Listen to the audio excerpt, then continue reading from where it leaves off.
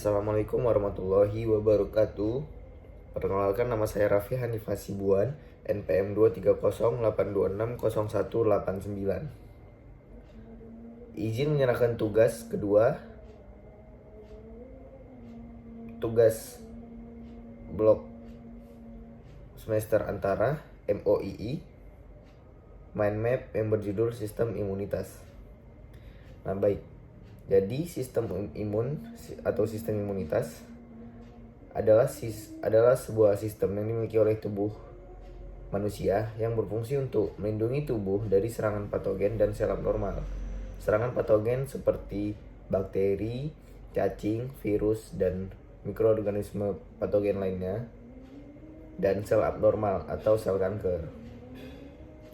Nah, si sistem imun kita ini terbagi menjadi dua, yaitu sistem imun spesifik atau innate system imun dan juga sistem imun non-spesifik. Nah, untuk yang pertama adalah sistem imun yang non-spesifik atau innate system imun. Dia ini memiliki proses yang pertama, fagositosis bakteri dan organisme lain oleh sel darah putih dan sel pada sistem makrofag. Lalu ada penghancuran organisme yang tertelan oleh asam lambung dan enzim pencernaan. Yang ketiga adalah daya tahan tubuh terhadap invasi. Yang dimaksud di sini adalah kulit sebagai pertahanan pertama. Lalu adanya senyawa kimia tertentu dalam darah yang melekat pada organisme asing atau toksin kemudian menghancurkannya. Senyawa kimia yang dimaksud di sini adalah lisosim, polipeptida dasar, kompleks komplement, limfosit atau sel NK atau sel natural killer.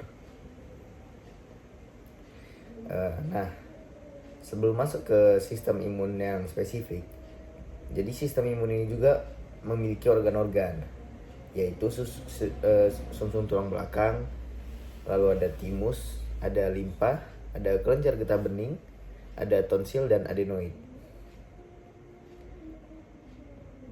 Sekilas lanjut kita ke imunitas yang spesifik atau adaptif. Nah, dia ini merupakan produk limfosit tubuh yang diproduksi di dalam nodus limfa atau jaringan limfoid khusus, yaitu limpa, daerah USB mukosa saluran cerna, timus, dan sumsum tulang belakang.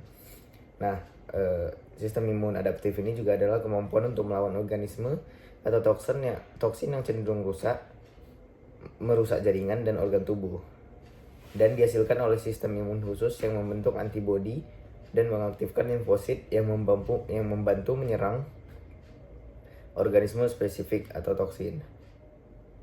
Nah, di sistem imun spesifik ini dia memiliki dua tipe, yaitu imunitas seluler dan imunitas humoral.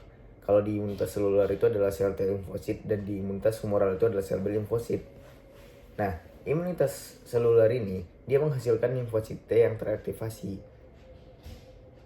Nama selnya ada T helper atau CD4, lalu ada sel T superior dan sel T sitotoksik. Nah, pada imunitas humoral atau sel B limfosit ini menghasilkan antibodi, yaitu IgM, IgG, IgA, IgD, dan IgE. Nah, di tipe yang kedua ini, yaitu imunitas humoral, ini adalah tubuh membentuk antibodi yang bersirkulasi molekul globulin dalam plasma darah yang mampu menyerang agen yang masuk dalam tubuh. Nah, singkatnya, jadi proses sistem imun ini dibagi menjadi dua, menjadi non-spesifik dan yang spesifik. Kalau untuk sistem imun yang spesifik, ini adalah pertahanan pertama tubuh, cepat tetapi kurang spesifik. Dan kalau untuk sistem imun yang adaptif, ini pertahanan kedua tubuh, lambat tetapi sangat spesifik. Contohnya sel T, sel B, dan antibodi. Nah, jadi cara kerjanya itu dia menyeluruh namun spesifik, langsung mengenali patogen yang menyerang tubuh. Nah, lalu proses dari keduanya sebenarnya hampir sama. Yang pertama itu adalah pengenalan antigen, yaitu sistem imun mengenali patogen atau zat asing. Lalu ada respon imun yang dimiliki oleh sistem imun adaptif, yaitu humoral, sel B menghasilkan antibodi, dan sel T yang menghasilkan limfosit T yang menyerang sel yang terinfeksi atau abnormal. Nah, kalau sel B tadi menghasilkan antibodi untuk menetralkan antigen. Nah, lalu ada yang terakhir itu adalah memori imun, yaitu sistem imun yang mengingat antigen untuk merespon yang lebih cepat pada paparan berikutnya. Nah, yang terakhir adalah gangguan sistem imun. Yang pertama itu ada autoimun. Nah, jadi sel pada sistem imun ini menyerang sel kita sendiri. Yang kedua adalah imunodefisiensi, yaitu sistem imun kita yang melemah sehingga mudah diserang oleh patogen. Dan yang terakhir itu adalah alergi.